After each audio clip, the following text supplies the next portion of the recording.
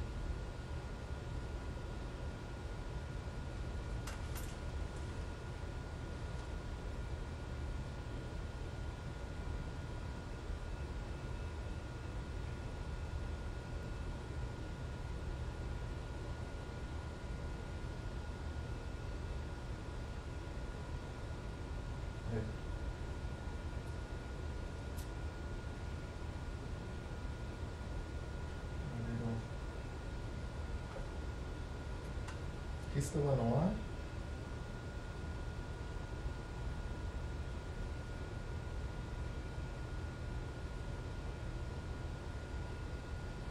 He's still outside, or did he go inside yet? Oh my God, that's a long time to be outside in the heat.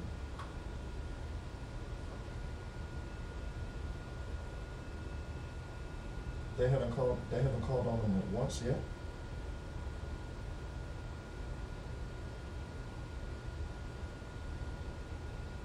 Wow.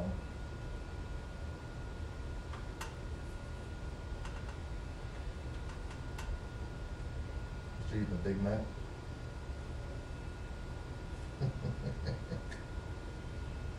Mm-hmm. That's all right. It's your second Big Mac today.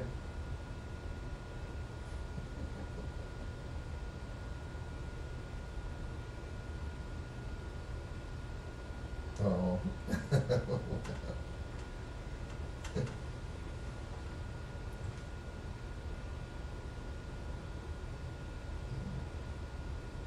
That's good.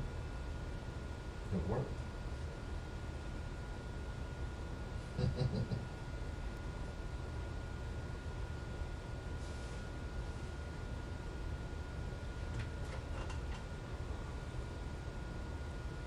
Well, I'm waiting for the briefing. It was supposed to start at 2 o'clock, then they changed it to 2:30. And I'm still here.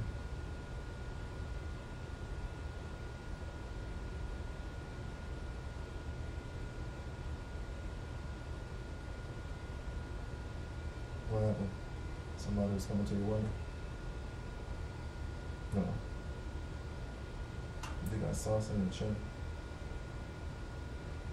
Mm.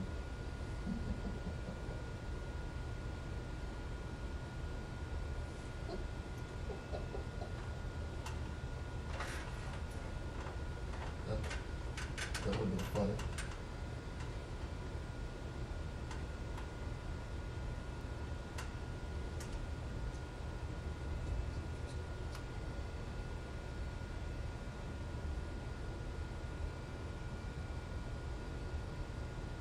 I didn't eat my lunch today because I was full.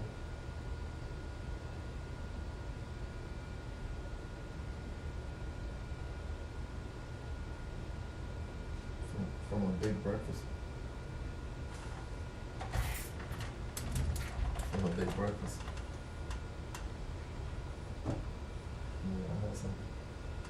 I had some meat tamales.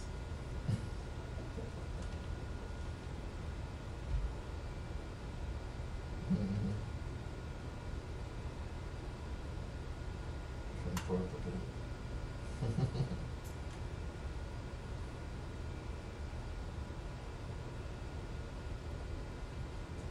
I'm gonna eat after the briefing.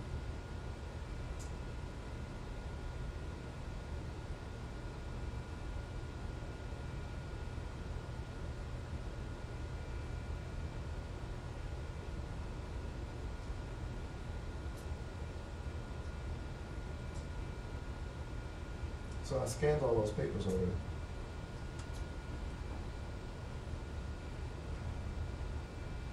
The ones you gave me? I made 2 copies of each.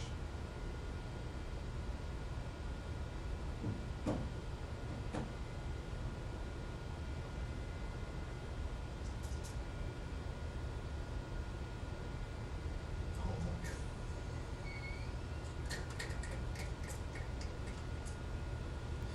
Yeah, it's crazy.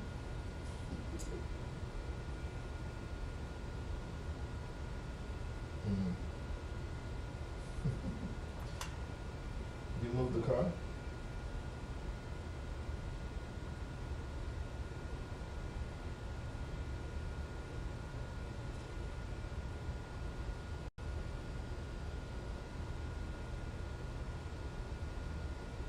Mm-hmm.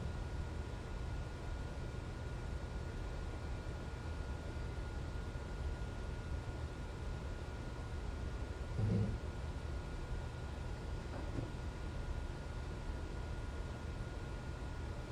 What you talking about? Did you take it off?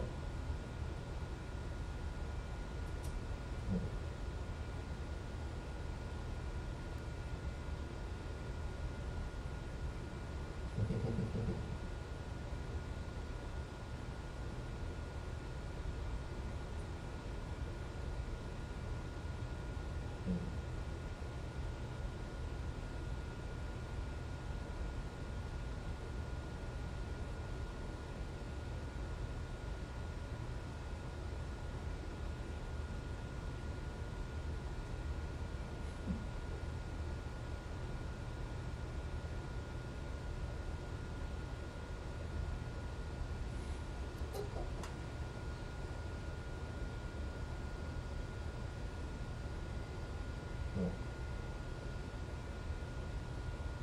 In your family?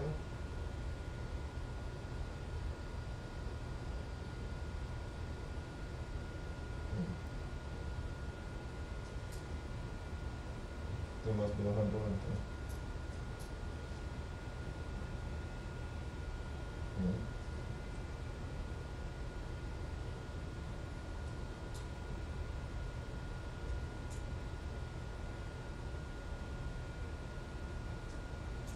Crazy, I still don't understand why we did that.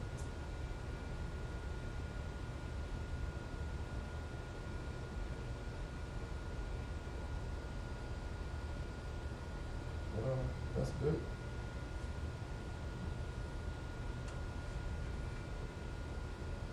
But ain't nobody worried about that part. It's the other part.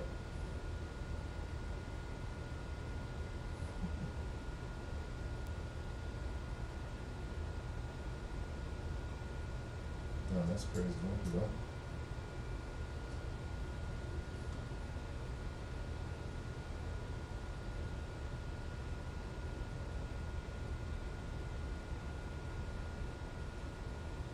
That's good.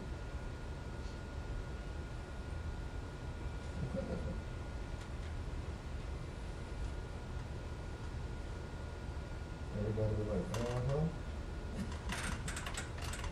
I see what you're working with.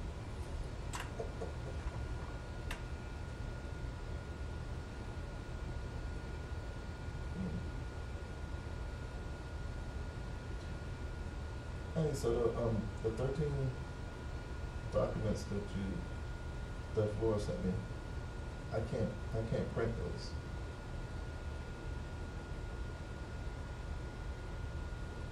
Yeah, I'm gonna just do it. But they're probably, they're not, that's what I'm saying, she probably gotta take those papers somewhere and get them scanned. Because just taking a photo of them don't look good.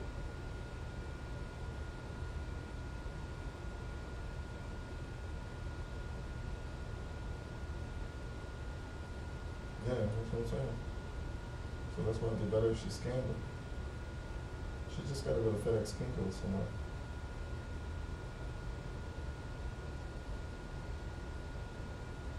She's gotta be responsible.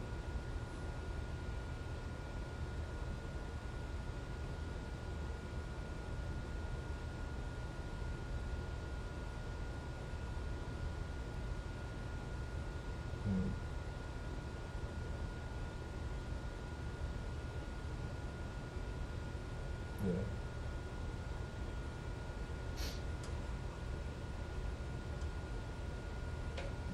The more you walk, the better it'll be.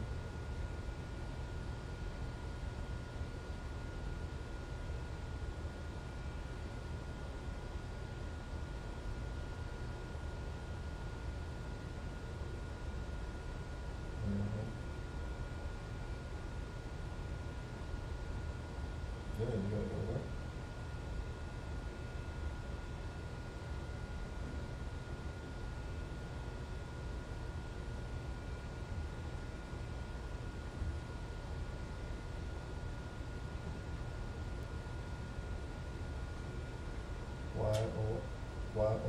Yorkie.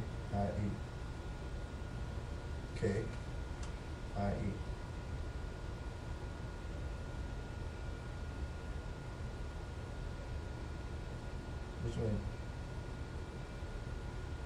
No, one O. Y-O.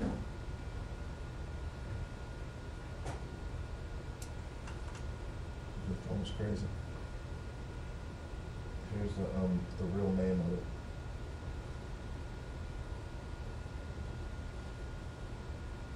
Oh, you said Floor's been living there since 2019, but on the lease thing it says 2020. So maybe it's because of new.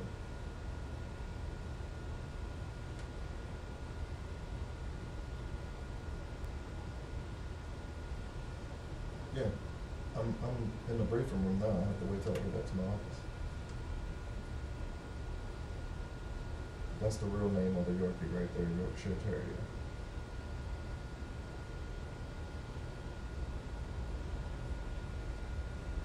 And then you can switch any of the seats that are not taken between 6 and 12. So anything between 6 and 12. So anywhere where the numbers are. So this seat would be great. We're glad you could come today. Anyone? Yeah. You could get a printer. If you get the printer that I have that has a scanner with it.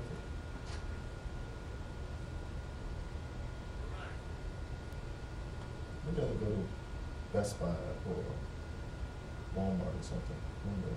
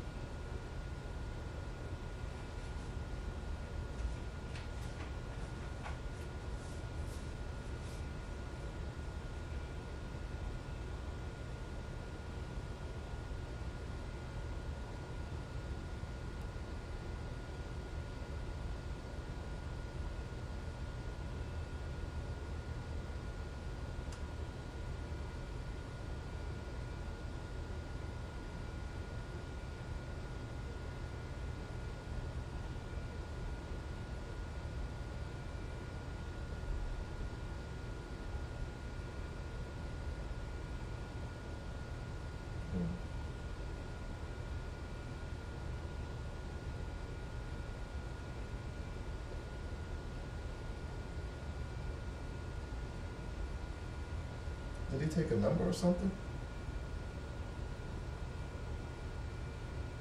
So is he letting people in the line in front of him? How is he still not in there yet? The line isn't that long where he should be up to the front by now.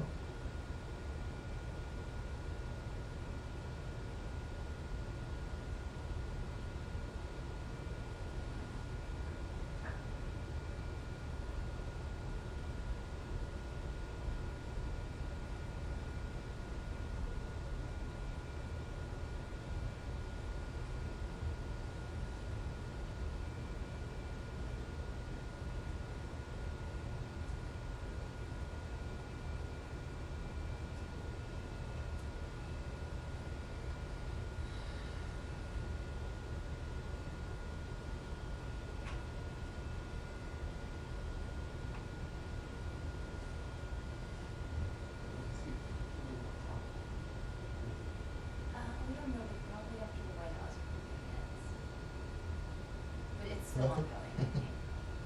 So maybe 20 minutes. Mhm. Yeah, so okay. You can't say nothing.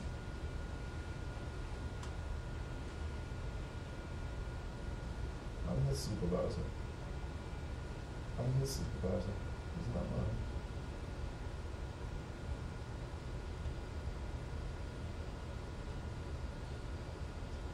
Yeah and no. I'm in the position now, but when they put the paperwork in to temporarily pay me for the position, they said they have to offer it to everybody else in the office as well. So we have to rotate for a while. Because they're in the same grade that I am.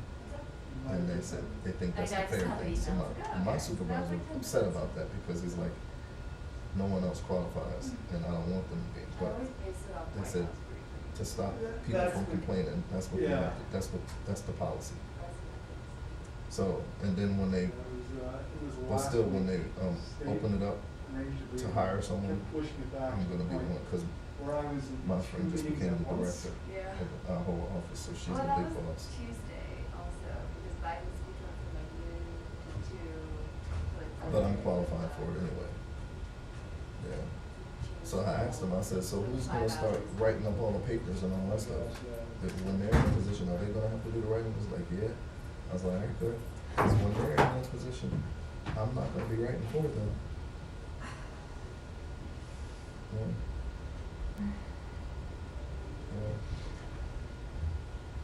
Yeah. No, I'm not, I know, right? Because that's what one of my friends said. He said, because I helped them too much.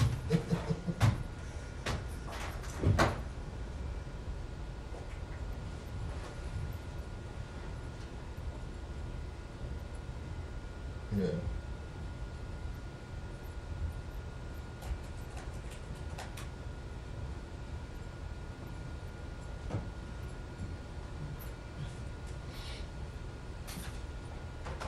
Yeah, that is true.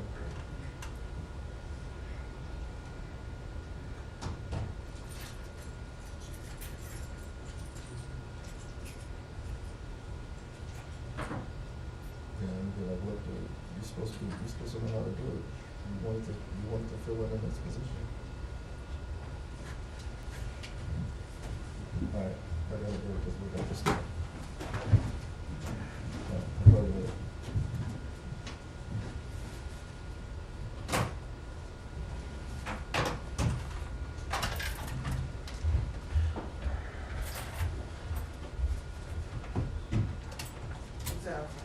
Friday feels like Monday. What else is there to set it up? Okay, Amber, do you want Andrew's seat?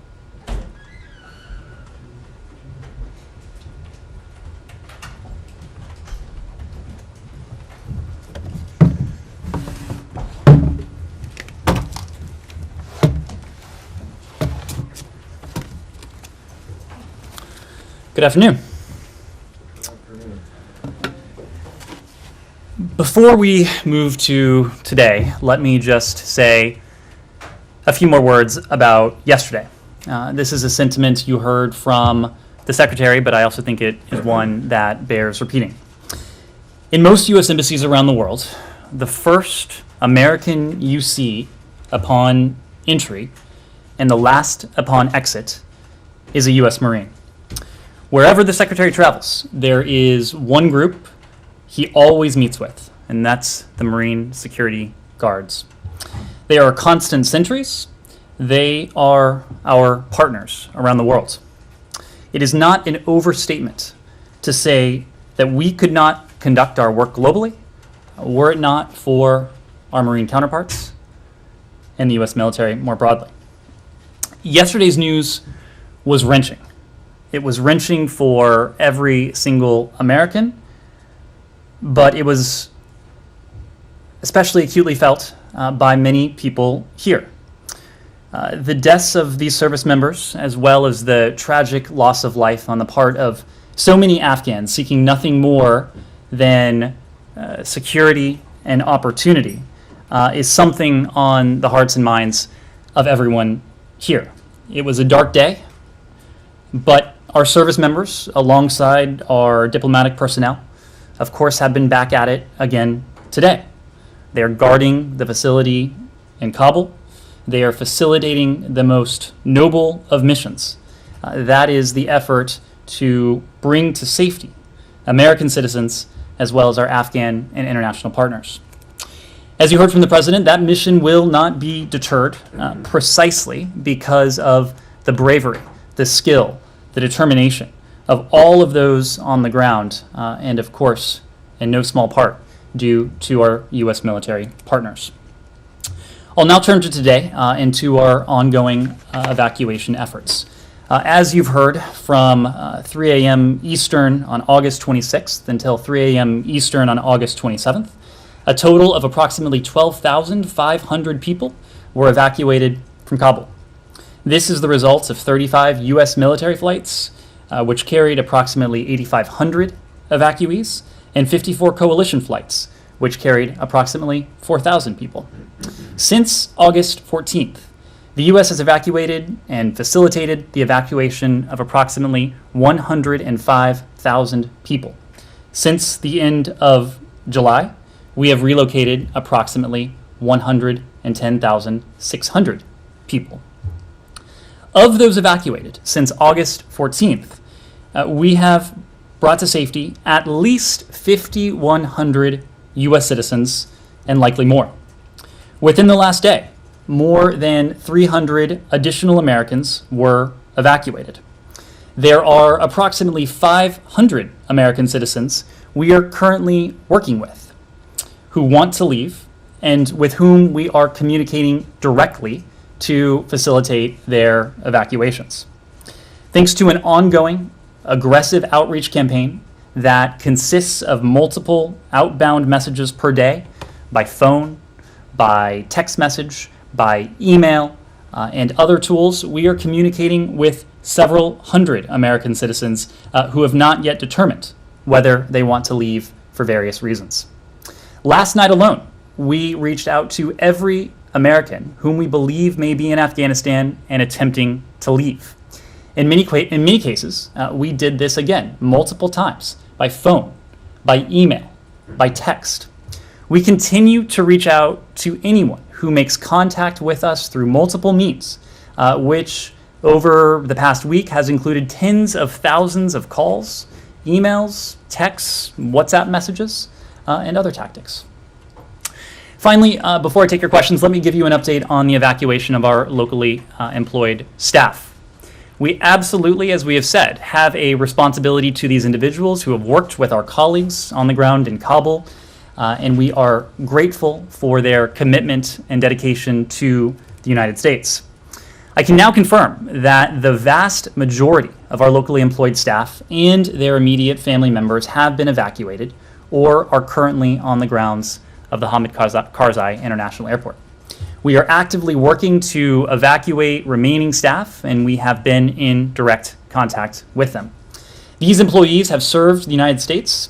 They have not only worked for us, they have worked with us. They are our colleagues. As you've heard us say before, our embassies around the world, quite simply, could not function without locally employed staff, and we will continue to do everything we can to bring them to safety. With that, Matt. Right. Thanks, Ned. So before you came out here, your colleague at the White House punted an enormous number of questions to you. You can thank her for that later. Some of which involved some of the numbers that you just went through, and I think she gave some of them as well. But there's three things that I want to ask, and you can please be extremely brief with the answers, because they don't need long answers. Do you have numbers, after you've just given us the AMSIT numbers, do you have numbers, or do those include LPRs?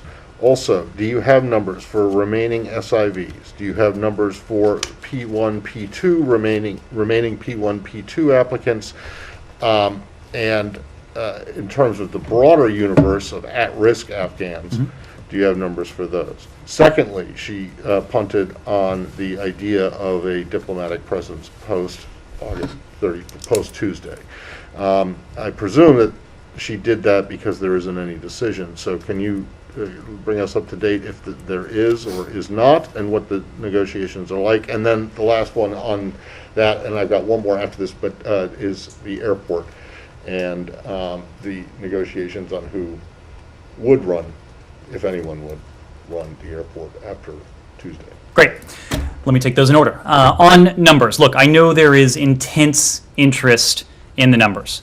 As you have heard today, as you've heard from the Secretary over the past couple days, we have committed to providing all of you and in turn the American people with as precise figures we can when it comes to American citizens. We have a special responsibility to American citizens, and we are going to continue to update you on our progress in repatriating those American citizens. When it comes to numbers of SIVs, what I can say is that we have reached out over the course of the past couple weeks, since August 14th, to thousands upon thousands of SIVs. Those are principal applicants, SIV principal applicants, as well as their family members.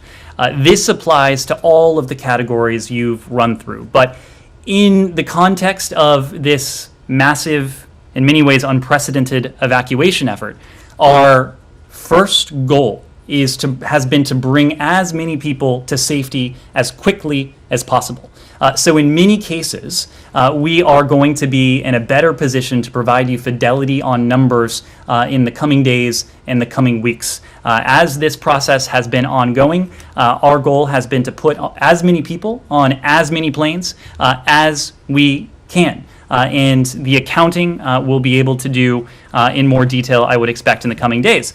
But SIVs, we have reached out to thousands upon thousands. When it comes to legal, lawful permanent residents, we have messaged to LPRs in Afghanistan since August 14th. When we provided specific instructions to American citizens, and also provided an opportunity for LPRs to indicate their interest in relocating to the United States.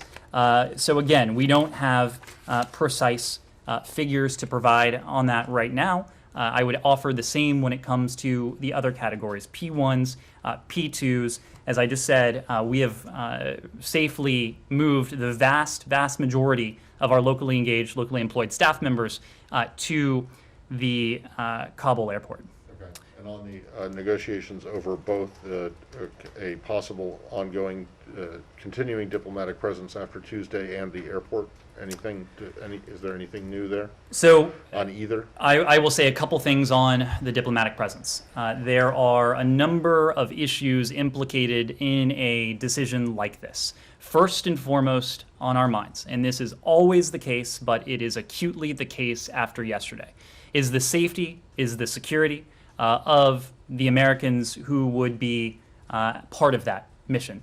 The Secretary of State, the President of the United States, and this full team wants to be confident that our people serving overseas, diplomats, service members, others, are in a position to operate as safely and securely as possible. And so that is a big piece of business. We are also discussing these broader issues with a range of our international partners. Again, this is not just a question that the United States will have to decide for itself. Every country around the world will need to make a sovereign decision about any diplomatic presence in Kabul, in Afghanistan, going forward. I'm asking about the United States. I'm not asking about any other country. Well, but I'm telling you, we are coordinating with our international partners, again, to share ideas, to ensure that we are sending the appropriate signals and messages to the Taliban. The Taliban, who, by the way, have been quite clear and quite open in the fact that they would like other countries to retain their diplomatic missions. They said, spokesperson said the other day, we appreciate that the embassies that remain open and didn't close, we assure them of their safety and protection. This gets back to the point that the Taliban have self-interest here as well. The embassies that remained open are like the Chinese and the Russians. So Well- they're not exactly yours. So anyway, basically there's no decision. We do Right. not have a decision Okay. And then on to the offer airport- right now, but it is something we are actively discussing, both with our partners and thinking about here as And well. In the airport, those discussions still continue as well? Well, I know there's been intense interest in the airport, so let me just spend a moment on that. Yeah, maybe if someone else wants to hear all that, I just want to know if there's a decision. Yes or no? No? There, excuse me, On a who's gonna decision. run it, on who, if anyone, is going to run it afterwards. So Matt, I'm, Someone else I'm wants to hear the Okay. whole thing, they can ask. okay. But I assumed as a journalist you might be interested in hearing the context here, but the point is that. I'm always interested in the context, but I'm not interested in hearing. Upon our departure, we will transfer the airport back to the Afghan people. So it is not for us to decide. We are undertaking. That's not what I'm asking. I'm just asking if there's been a decision made on whether, that you're aware of, that, and who is going to run the airport, if anyone, after the 31st. Then the last thing, and I'll stop and won't ask another question at all. There was a briefing that was given to Hill staffers and members of Congress a little while ago, in which a senior Pentagon official, maybe he misspoke, maybe people misheard him, but said apparently that the U.S. does not believe that ISIS or Al Qaeda are a threat to the United States. Is that correct? Is that the administration's position? Matt, I have not heard that comment, so I couldn't. Well, regardless of whether you've heard it or not, is the administration's position now that ISIS and Al Qaeda do not present a threat to the United States?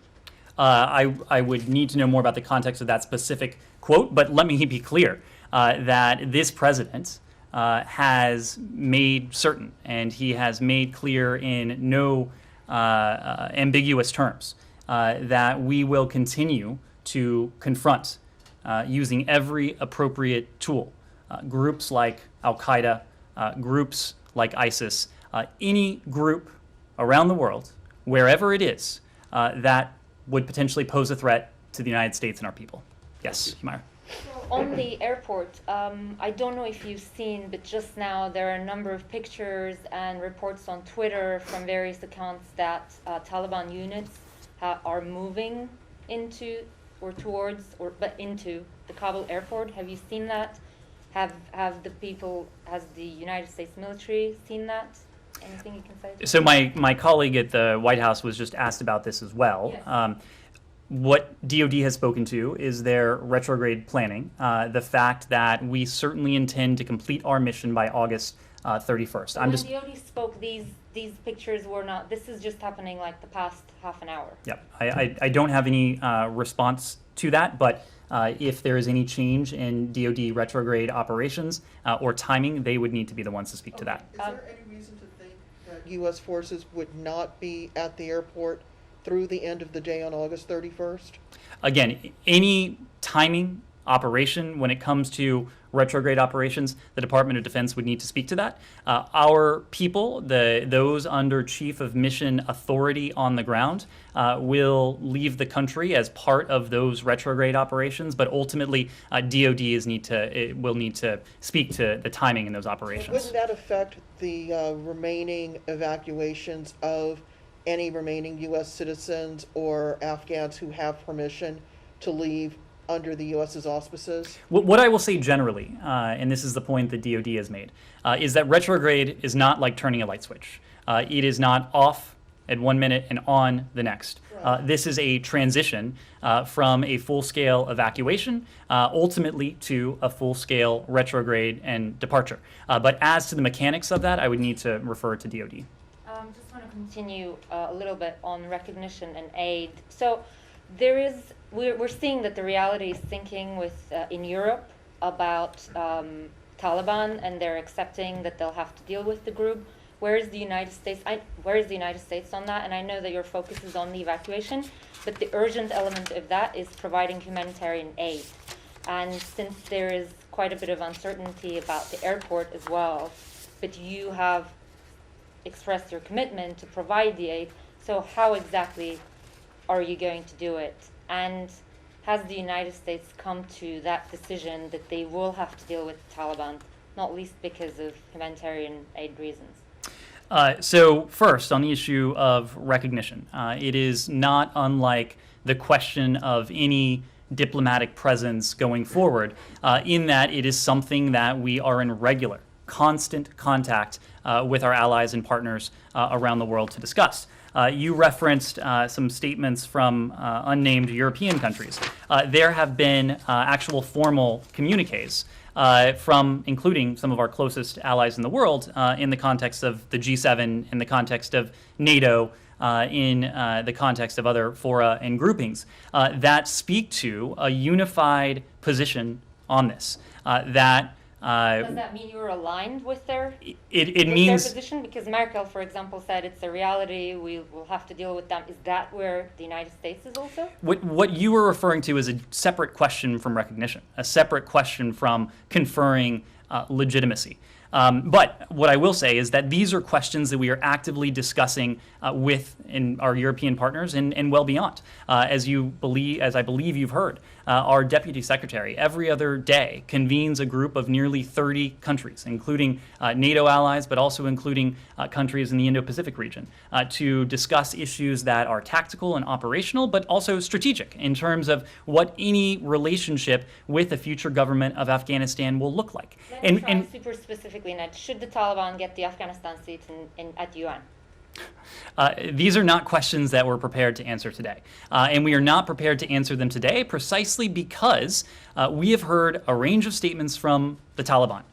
Some of them have been positive, some of them have been constructive, but ultimately what we will be looking for, what our international partners will be looking for, are deeds, not words. What we are going to be focused on and questions of any future diplomatic presence, any questions of recognition, any questions of assistance is follow through. Again, deeds, not words. Now, humanitarian assistance is a separate issue.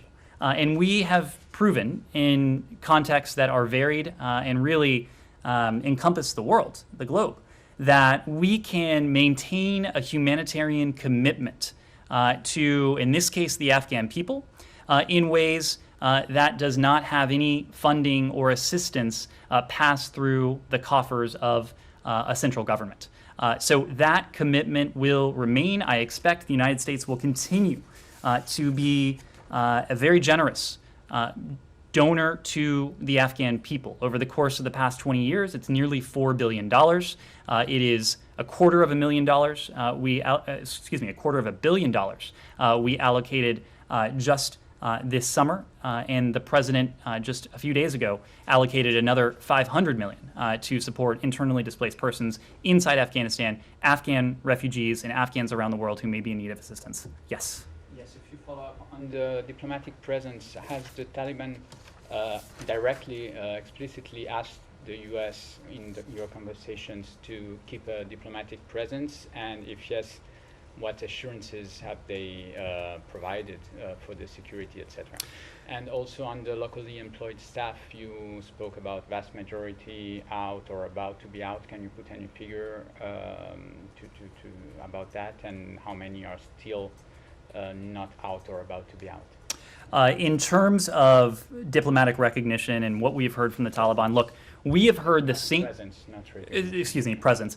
We have heard the same thing from the Taliban privately that they have been saying publicly. I referred a moment ago to a public Taliban statement that they want embassies to remain open. They have made very clear to us in our communication they would like to see an American diplomatic presence remain. Ultimately, of course, it's not up to the Taliban. It's a determination that we will need to make consistent with the overriding prerogative, and that is the safety and security of American officials. It is a decision we plan to discuss and to confer about with our allies and partners as well.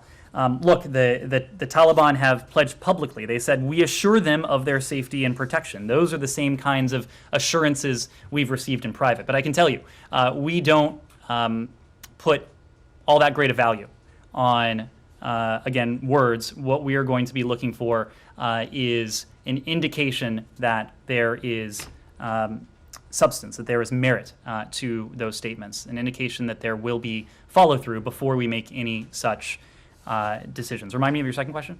On the number of the local employees. On the number of locally engaged staff, there have been hundreds who have been moved to safety in recent days. That is the vast majority of our locally engaged staff and their family members, Laura. You don't have numbers of how many are still there? The vast majority are now safely out of Afghanistan or at the airport compound, Laura. Thanks. I have two evacuation-related questions. First off, there are reports that private planes are trying to fly into HKIA to evacuate some Afghans, but have been turned away and specifically told by the United States to not land. Do you know if those reports are true? I would need to refer to the U.S. military to speak to those reports. What I can say is that this has been a highly effective operation when it comes to the evacuation, and you need look no further than, again, the metric that matters, and that is 110,600 people through U.S. military and coalition flights since August 14th. This is an operation that requires a great deal of coordination. It is an operation that requires a great deal of choreography. Any airport around the world, especially one as busy as this. Look, Hamid Karzai International Airport, for those of you who have been there, no, it is not Chicago O'Hare. It is the size of an airport of a fairly small town. So the orchestration and coordination that is required to have U.S. military, charter, other aircraft be able to take off every 45, every half hour, for every 45 minutes, every half hour, that is indeed a pretty sophisticated bit of business, but I'd need to refer you to DoD on that front. And so the other part of that, some of these reports, is that the United States is telling other countries to not accept any planes of Afghans at this point. Is that true? That we are telling other countries not to accept planes? We are very warmly welcoming countries around the world who have opened their doors, who have opened their borders, who have put forward offers to accept Afghan refugees. The United States has demonstrated incredible generosity, as we often do in these times, but this will need to be a global effort. And we've been gratified that countries around the world have indicated a willingness to host Afghan refugees, and we continue to urge additional countries to do even more. Okay, and then one more kind of broader question. You've said, and the President spoke yesterday, about some of the American citizens who have actively decided to not leave Afghanistan. I think we've talked here, maybe we have, about reasons why they may not want to leave. Specifically, that they might not want to leave family members who don't have visas or who aren't American citizens or don't have passports, blue passports to get out. So I'm wondering if this is something that the State Department is looking at addressing more broadly, at changing some of its visa requirements or citizenship requirements, or the ability to allow more people, family members, to come out so these American citizens don't have to make the choice between their safety and leaving their parents, loved ones, children behind. Well, let me make a couple broad points. Number one, the number of individuals with whom we've been in contact who say that they don't wish to leave because they don't wish to leave their extended family behind, it is relatively small. Especially when you look at the universe of American citizens that we've repatriated or in the process of repatriating, it is a relatively small number. But number two, when we talk about this, and I think this is important to understand the context around these numbers, the people we're in touch with, the individuals we believe to be American citizens we're in touch with, that number will fluctuate. It will be dynamic, precisely because, especially as we get to a smaller and smaller universe of American citizens, they are making these decisions and sometimes reversing these decisions multiple times a day. And so when we say that we are in regular contact, we mean regular contact, multiple times a day, sometimes hearing one answer, other times hearing another, as the remaining Americans make these decisions.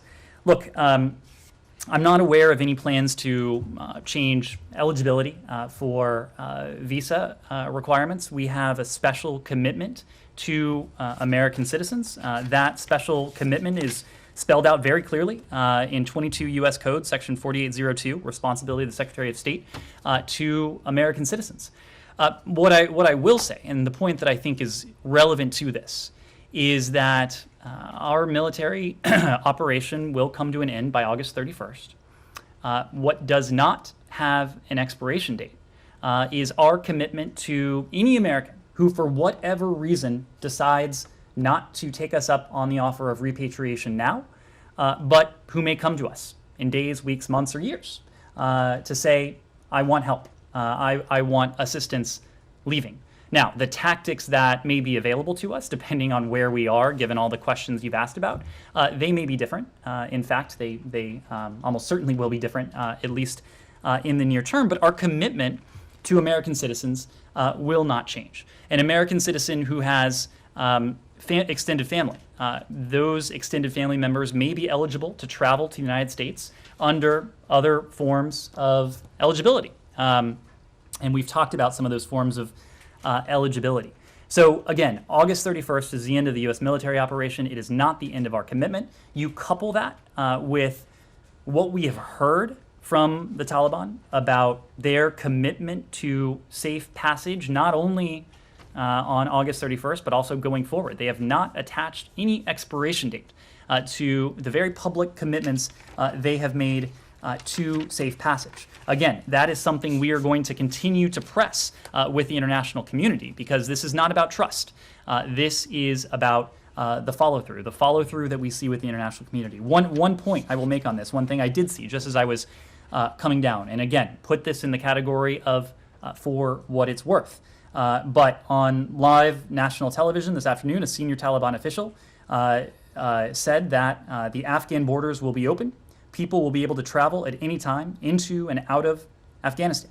That is another reiteration of the commitment we've seen. Again, what matters to us is that those commitments, that rhetoric is transformed into reality. And that's something we'll be watching very closely. And that's something that we are working on concertedly behind the scenes with our allies and partners around the world. Yes, Jen. Are you aware of any U.S. citizens who were killed in yesterday's attacks who weren't military or any, civilians? We conducted accountability for all individuals who fall under Chief of Mission Authority. That accountability was complete shortly after we received word of the attacks. We are unaware that any Americans were, either private or Americans under Chief of Mission Authority were killed or injured or harmed in the attacks. And then what is the State Department's position on some of these opposition forces that have cropped up across Afghanistan? Are you supportive of these movements? So our position is the same position that we had yesterday, before August 14th, before August 1st, going back. There needs to be a political settlement to this. This is what we have sought to facilitate and to support for quite a while now. This was the effort ongoing in Doha. It is still the effort that is ongoing in Doha. Now it is an effort that has elements of it that are active in Afghanistan. Our personnel on the ground in Kabul are actually working on this as well. There needs to be a political settlement. It needs to be, if we are, to get back to these questions of recognition, if any future Afghan government is to be one that we can work with, it needs to be inclusive. Ultimately, it needs to be a government that respects and upholds the rights of its citizens. Importantly, that includes the many marked gains that Afghanistan's women and girls and minorities have made with the help of the United States over the past 20 years. That's what we'll be looking for. You've said multiple times in the past few days that as many people as possible will be evacuated before August 31st. That implies that some people aren't going to be on a plane leaving the country. What is the U.S. government's best estimate of how many people will still need help leaving Afghanistan after August 31st? Ross, it's a difficult question because, look, we have evacuated more than 110,000 people so far. But we have always sought to be clear about this and sought not to sugarcoat what will be a time of great uncertainty, a time of great fear, a time of concern for many Afghans. And most of those Afghans will not fall within the categories that we've been talking about. American citizens, green card holders, SIVs, LES, P1s, P2s. The rise of the Taliban will be of great concern to many Afghans, well beyond those categories. But the point is, despite the really astounding numbers when it comes to the evacuation, our commitment to help those in need, and that includes, of course, American citizens who, for whatever reason, decide to stay behind, to SIVs who were not in a position to evacuate before August 31st, to others who fall within those categories, but others who may not yet be within those categories. That commitment will remain firm after August 31st. This is a commitment that the United States has. It is a similar commitment that we've heard from many of our allies and partners. And there are a number of pieces to this. One important piece, are these commitments on the part of the Taliban to safe passage. Another important piece, is this business of the airport and our interest, the interest of the international community, but also the professed self-interest on the part of the Taliban to have a civilian airport that is open, that is functioning, that can be provide opportunity for Afghans who may wish to leave the country. That is important to us. That is why we are so focused on this and these questions right now, knowing that our commitment will not end, and knowing the sheer vast quantity of the number of Afghans who may seek to depart the country. But for those people who have not, for any number of reasons, not been able to get onto the airport campus, and to know that at some point in the next 24 to 48 hours that they will be on a plane, what guarantee can the U.S. government give to them at this point? They're very concerned that they're targets, that their families are targets, and that no matter what the U.S. is able to work out with the Taliban, that they may be killed in the interim, waiting for someone to help them leave the country. Well, again, we have brought to safety, together with our partners, more than 100,000 individuals.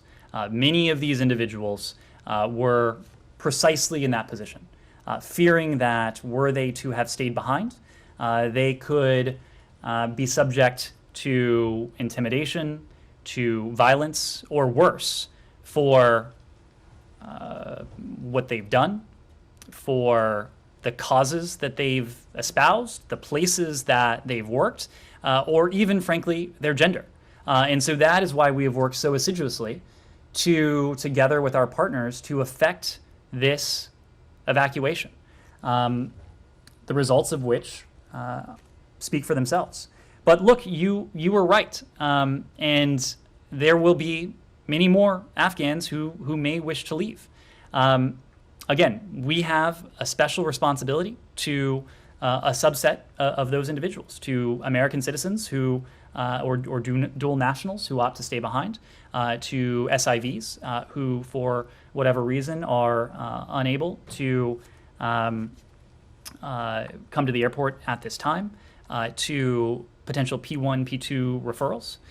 We will, again, consistent with everything we've said about these commitments to safe passage, which we are very much in the process of seeking to buttress and to reinforce with our partners in the context of civilian airport, that we are doing everything we can to see to it that, again, with our partners, it remains open and a source, an avenue of refuge for those who seek to leave.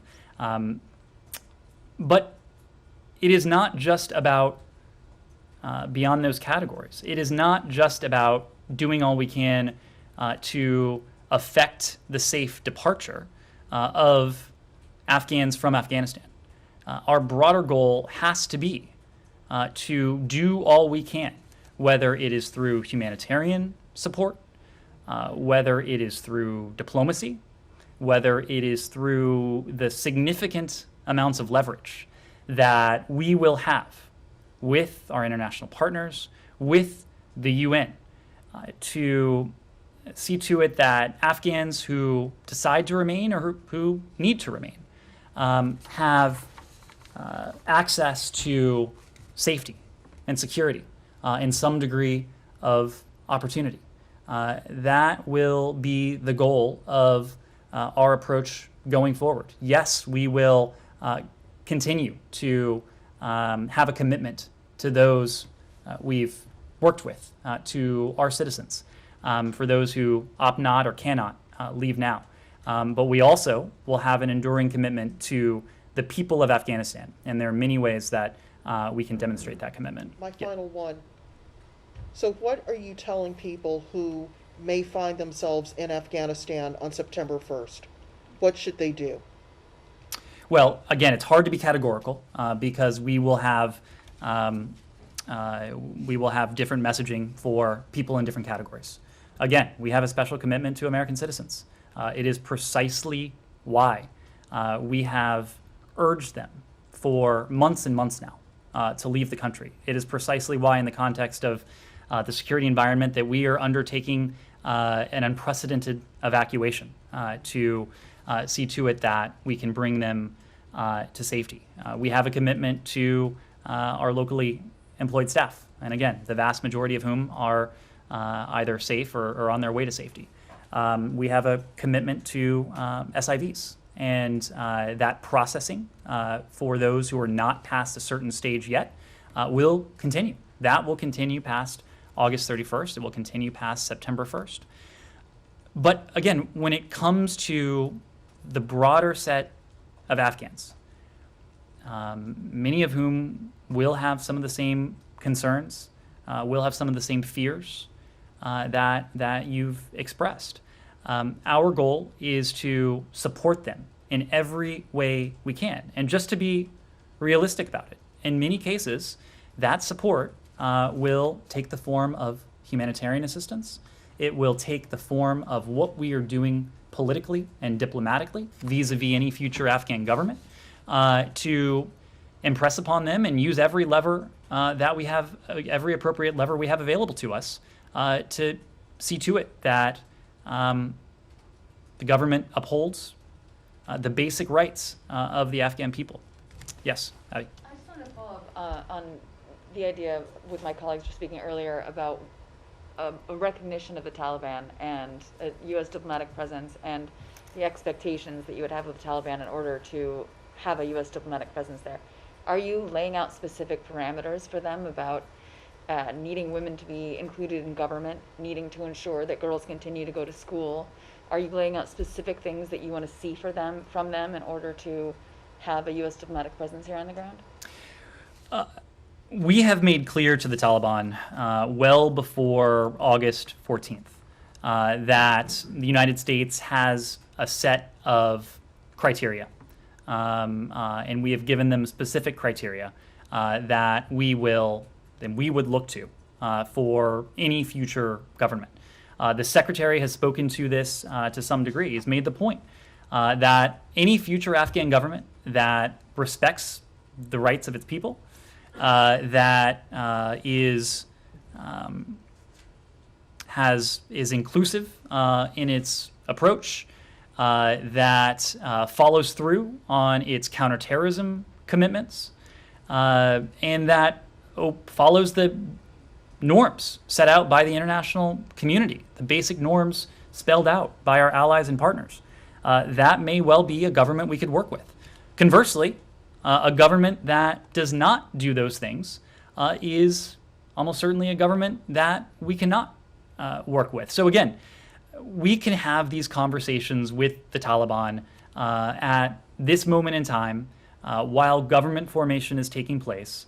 But what really matters, the only thing that matters, is what any future government looks like and how any future government behaves, and how any future government behaves vis-a-vis the rights of its people, its counterterrorism commitments, and yes, our ability and the confidence we would have, to be able to operate any sort of diplomatic facility safely and securely.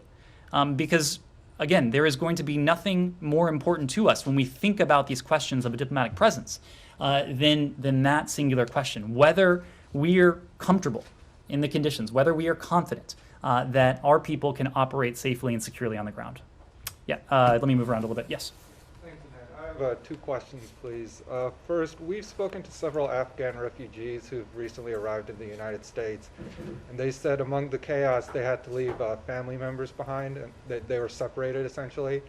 Is the U.S. State Department working with any of these refugees who have arrived in the U.S. and said they've been separated? Are you helping them locate family in Kabul and doing anything to get them together to bring them to the United States?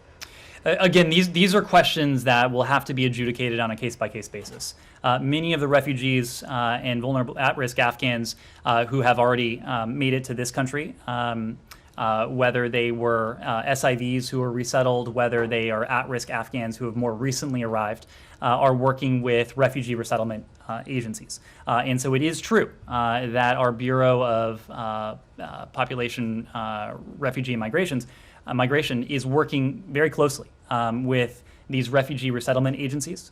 There may be cases where there are individuals in Afghanistan, including American citizens, that where we will be able to assist. And there will be other categories of eligibility going forward for individuals who are related, who are family, to those who have been relocated, that may provide an opportunity for them to come to the United States, but it's really not something we can speak about in such broad terms. Do you have a channel for them to communicate? This department is in regular communication with the refugee resettlement agencies. We have personnel on the ground. When at-risk Afghans arrive here in the United States, we are in regular contact with the resettlement agencies thereafter. My second question has to do with security around the airport. Yesterday, General McKenzie said that the Defense Department is sharing versions of information with the Taliban, and there's some coordination on security. Does that coordination extend to members of the Haqqani network who are also providing security? No, it does not. The Taliban and the Haqqani network are separate entities. Yes? I wanted to ask about the reports that have come out about the U.S. sharing information from about Americans' names who are trying to get to the airport, other information, and their coordination with the Taliban. Can you speak to those reports?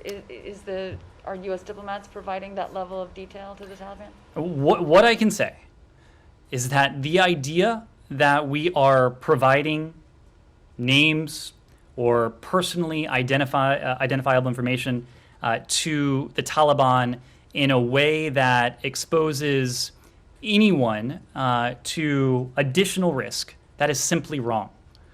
Simply wrong. What we have developed, what we have been doing, we have implemented effective tactics. And again, you need only look at the evacuation metrics in recent days for a proof point of the effectiveness. But we have developed and implemented effective tactics to be in a position to facilitate the safe passage of individuals to the Kabul airport. That includes American citizens, it includes our LES, it includes SIVs, P1, P2. Again, I said just at the top of this briefing that now the vast majority of our locally employed staff are safely on the airport compound. These are individuals who one might expect the Taliban would seek to exact some degree of retribution, might seek to. But again, we have developed these tactics. We have implemented them effectively. It is also true, because of the fact that the Taliban is de facto in control throughout much of Kabul, that there is some degree of coordination, as you've heard from the military, as you heard from the president yesterday, that is required on their part. But the notion that we are just providing them with names upon names of individuals who may stay behind in Afghanistan or in a way that would expose anyone to additional risk, that is simply false. Can I follow up just really yeah. quick on what you just said regarding the Haqqani network? There are members of the Haqqani family who are in prominent positions now within the Taliban. So you're not in any way coordinating with the Haqqani network? And The Haqqani coordinating network with the Taliban? is a designated foreign terrorist organization. We are not coordinating with the Haqqani network. Yes. So after the 31st, U.S. military forces will leave. How is the U.S. going to facilitate evacuation of Americans and SIVs after that? What kind of diplomatic measures are being considered? So we are considering, and part of this goes to the questions of any sort of diplomatic presence, the types of consular assistance that we may be able to provide after August 31st. So I don't want to get ahead of where we are. But we are thinking about this, knowing our commitment to the American people, to American citizens who, for whatever reason, decide to stay behind or who aren't able to reach the airport safely. So in our planning, we are absolutely prioritizing that. When it comes to other categories, people who are not American citizens, again, this gets back to the issue we've been discussing. We have a commitment to special immigrant visa holders or special immigrant visa applicants. We have a commitment to our locally engaged staff. We have a commitment to other at-risk Afghans that doesn't expire on August 31st or any other date. Again, the Taliban have provided commitments to safe passage that don't expire on August 31st or any other date. Our commitment, we are firm. We know that will remain.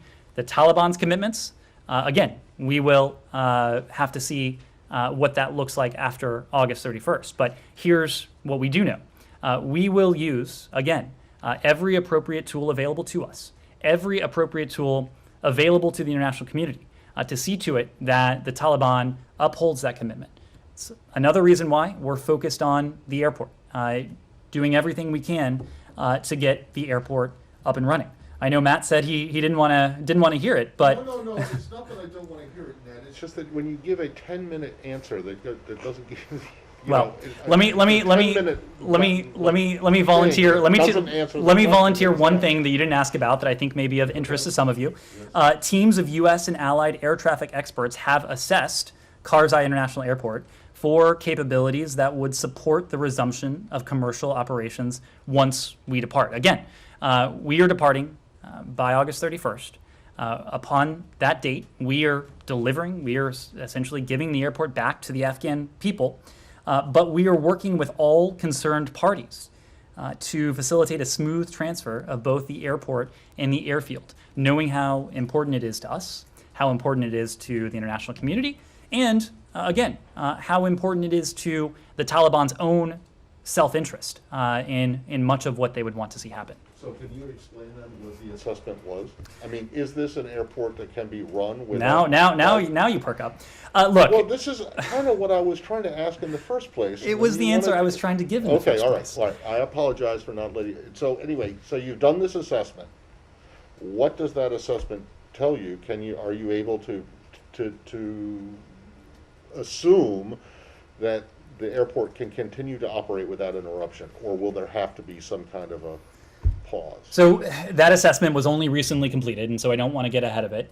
Some of this will also involve diplomatic talks. There's a technical piece. There's also the diplomatic piece with other countries in the region who may be involved, in addition to the Taliban, of course. So I can't get ahead of that. But what I will say generally is that running an airport is not an uncomplicated piece of business. With the U.S. military set to depart by August 31st, I think that it is probably unreasonable to expect that there will be normal airport operations on September 1st. But what we are trying to do right now is to lay the groundwork to see to it that resumption of civil aviation consistent with international civil aviation standards can resume as quickly as possible. And yeah. Does this involve ICAO? The ICAO standards are the standards that are being that the assessors are measuring it against. Is there indication of how long it might take after, like you say, it's probably unlikely that they could go to normal service on the 1st, but what, a week maybe? Or two? You will be surprised to hear I'm not an airport engineer, well, I know, but is that part of the assessment that was? that's very much part of the assessment. The condition of the airport, what it might take. I don't know what the conclusion of the assessment was for. No, nor would I be in a position to read it out. But again, it is a complex undertaking to run an airport anywhere, especially an airport in a place like Kabul. When you say it's unreasonable to expect there will be normal airport operations, do you expect the airport to shut down or its operations significantly reduced? So again, the U.S. military is leaving by August 31st. At that point, we are handing the airport back to the Afghan people. What we are doing is trying to lay the diplomatic groundwork and the technical groundwork. What exactly is that, though? Like, what are you bringing? Are you suggesting something to Taliban? Are you proposing something? There have been discussions. This is something we are discussing with the Taliban. It is something that other countries in the region are discussing with the Taliban. It is something that these assessors have in turn discussed with the stakeholders. So it is, again, just to reiterate, it is not up to us what happens to the airport after August 31st. But you have visibility into those talks. So do those talks with the Turks, private enterprises, Qataris look like there's going to be a decision before September the 1st? Again, there are a number of stakeholders involved in this. The Taliban, the technical assessors, regional countries as well. We are facilitating this dialogue. We are facilitating these discussions with one goal, and that is to do everything we can before August 31st to see to it that a civilian airport in Kabul can be up and running as soon as possible. But ultimately, the disposition of the airport and what form and functionality it has after August 31st, it's not up to us. Yes? You're saying you're handing the airport back to the Afghan people. Are you not just handing it back over to the Taliban on August 31st and the U.S. military? Who's taking control? Are you just shutting it down? Are you welcoming what actually operationally is happening to it? I would need to refer you to DoD. That's a question of retrograde and tactics that are involved there. If I could quickly, following up on my colleagues' questions, understanding that you say you're going to be able to get American citizens out of the country post August 31st, are you giving them a go, no-go date for these evacuation flights that are ceasing? We have been telling them for some time now, sending them specific instructions as to when and where they should go. Now, the issue, and this goes back to the dynamism of this number, is that, and you heard the Secretary say this when he addressed this room the other day, up until, even in recent days, we have had additional people reach out to us, purporting to be American citizens, purporting to be in Afghanistan, who want to leave. And so it is an ongoing process to determine which of these new entries are in fact American citizens, which of them are in fact in Afghanistan, and which of them do in fact wish to leave. So for individuals with whom we've only recently been in contact, they may be getting information that is new to them. But when it comes to Americans we have who have been in our system for some time now, we have been communicating with them directly for a number of days, providing them precise and specific instructions as to when and how to reach the airport. Yes? So there's reports of SIVs who say they received contact from you guys saying to go to the airport, and then contact saying to actually not. So what's your message to them? Our message to them has been the same message that we are delivering to everyone. Do not go to the airport. You saw this sternly delivered by the U.S. Embassy the other night, just hours before the ISIS-K attack, instructing Americans who were at the airport to leave immediately. So our instructions to the SIVs, those SIVs who are eligible at this stage for relocation, has been consistent with the messages that we provided to American citizens, to locally engaged staff as well. We are providing them with specific instructions about when and how they can get to the airport. I'm not in a position to go beyond that. And what are the comments on the Taliban communicating with Turkey to potentially take charge of the airport with them? I'm sorry, I didn't hear that. With the Taliban discussing with Turkey about taking charge of the airport with them? What is the Taliban discussing with Turkey? What are your comments on that if Turkey starts taking over the airport? The Turks have been playing a constructive role in the airport for some time now.